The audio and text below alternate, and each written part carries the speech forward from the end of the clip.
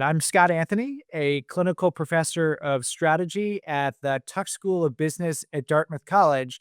And what I would like to share with you today are lessons from my recent book, Epic Disruptions, that I want to use to go and interrogate some of the big changes that are taking place right now. You, of course, know the idea of disruptive innovation traces back to research done by the late, great Harvard professor Clayton Christensen, who throughout my career I had the great privilege of calling my teacher, my co author, my colleague, my mentor, and most importantly, my friend. One of the great lessons that Clay taught me was the power of using business theory as a lens, a way to look at the world and see things that you would otherwise miss. In Epic Disruptions, what I do is I use history as another lens.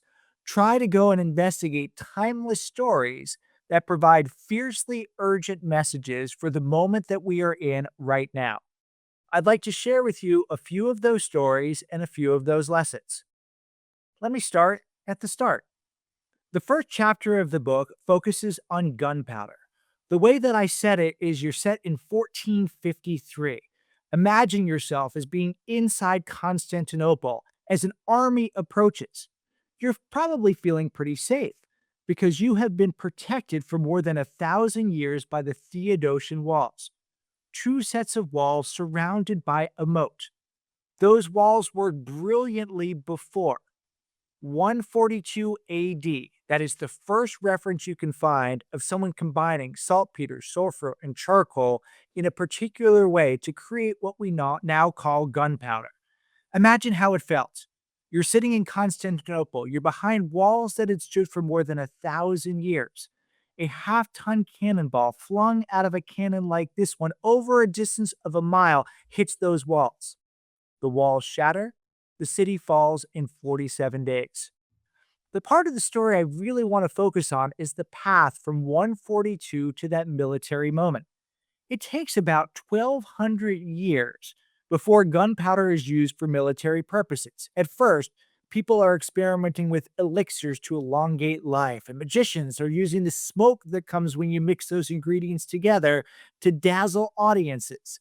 In the 12th and 13th and 14th century, people say, okay, if we combine these together and put them in a vessel with a projectile, we can do something pretty interesting. One seminal figure in all of this is Joan of Arc. She comes up with really inventive ways to use gunpowder for military purposes. Why? Well, she was a peasant. She didn't have preconceived notions of how military functioned. She could mingle very easily with the gunners that were working on the technology, which gave her insight for how to do things in new ways. I pause at this because I wonder the exact same thing about artificial intelligence today. Many organizations are saying, how can we bolt artificial intelligence onto what we're doing right now? Sensible enough thing to do. But what are the modern equivalents of Joan of Arc, hopefully they don't end up getting burned at the stake, that are thinking about really invented blank sheet paper ways of approaching AI, building entire enterprises in completely new ways because they don't have to unthink the old ways. That will be the thing that history shows will really drive the widest disruption. Let's fast forward a few centuries. This story is set in the 19th century. It focuses on Florence Nightingale. Now, you probably think of Florence Nightingale as being a kind, caring nurse, and she absolutely was that. But she also teaches us about what it takes to drive system level change. Let me tell you a short version of her story.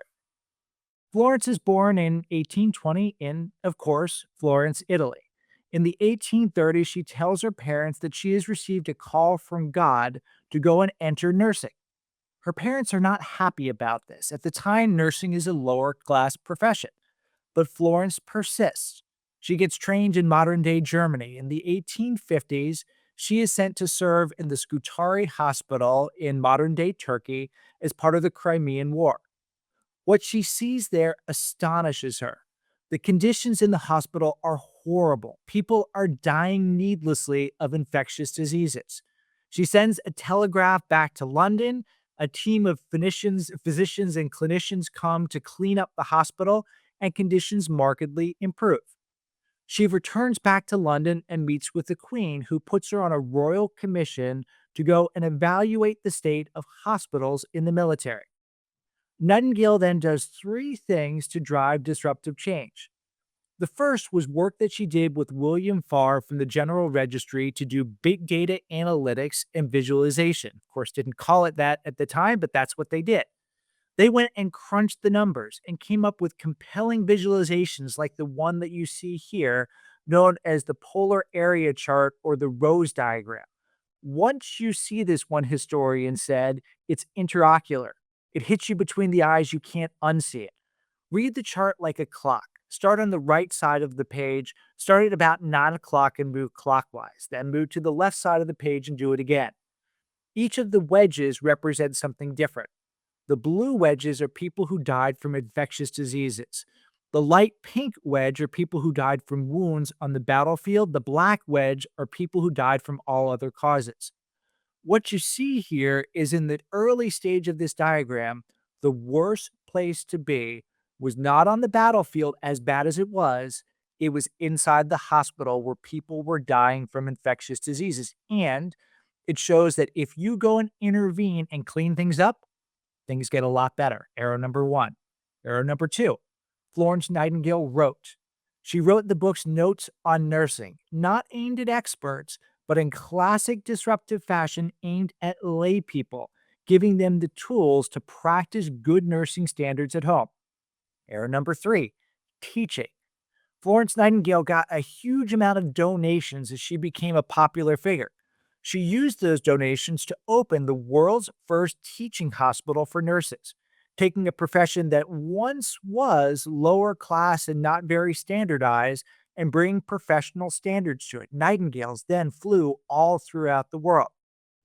In today's world, a number of people are working on smart health solutions, things that are based on decoding the individual genome or using smart connected devices powered by AI.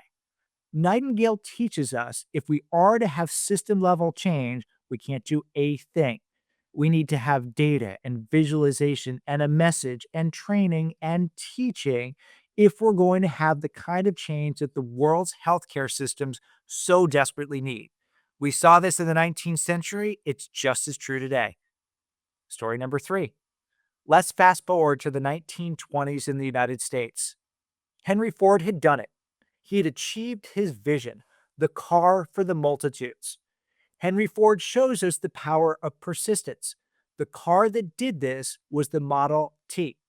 Before that was the Model A, B, C, D, dot, dot, dot, dot, dot. It took time before Ford could crack the problem. In fact, when the Model T first came out in 1908, it did not deliver on Ford's vision because it cost 30,000 US dollars in today's terms. It required all the things that you know, the assembly line, raising wages to decrease employee turnover and make sure employees are more engaged before the price tumbled down to $5,000 in today's terms by 1923. Ford had done it. He had achieved his vision. That was good for some, but one recurrent lesson I learned in my study of disruption is disruption always casts a shadow. There is a dark side, there is a downside to it. The shadow of Ford's Model T is the cities in the United States and beyond were not built for cars. They were built for pedestrians. They were built for horses. And chaos and sadly carnage began to come to those streets. The middle of disruptive change is always really messy. How did we get out of the messy middle of the automobile era? Well, a couple things had to happen. We needed to have technologies like traffic lights. We needed norms. When you had two cars get to an intersection simultaneously, who goes first? We needed to have regulation, things like driver's license and rules that were in place if people drove too fast.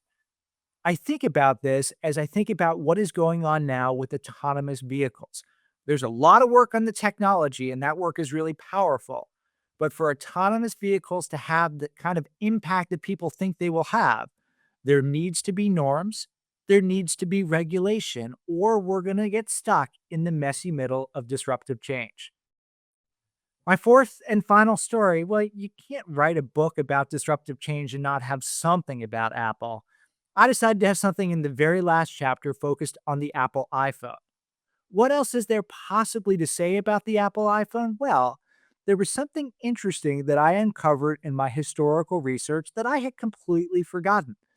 People paint a picture of Steve Jobs being this massive visionary, this person who could see what other people couldn't, and there's a lot of truth to that. But one of the things that history also shows is even the smartest, even the most visionary people are often dead wrong when disruptive change strikes. In 2007, at Macworld, Steve Jobs introduced the concept of the iPhone.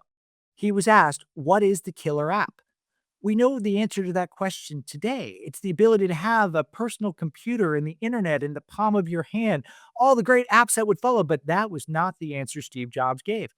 He said, "Well, it's a phone, of course. The killer app is the ability to make and receive phone calls. Most phones aren't very good at doing that." He was dead wrong. Remember, the first version of the iPhone, which had reasonably disappointing sales, had no app store. There were 16 apps that were locked onto the phone, and that was it. It was only when sales were moderately sluggish and people put pressure on Jobs to rethink his view of having a closed ecosystem that he relented, opened up, and history unfolded. I think of this as I think about what's going on now with virtual, augmented, and mixed reality.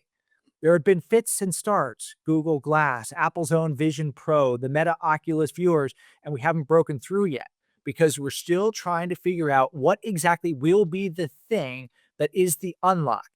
History teaches me it is hard to see in the moment. We have to watch and wait, and when it appears, it becomes very obvious. But the experts who tell you convincingly they know what it is, they're very likely to be dead wrong. History is such an important guide. History can teach us lessons that are hard to spot otherwise. One of the things I enjoyed so much from doing the research and writing of this book is I have found the stories to be timeless. There's something special about a great historical story, but the lessons feel fiercely urgent in the disruptive moment that we are going through right now.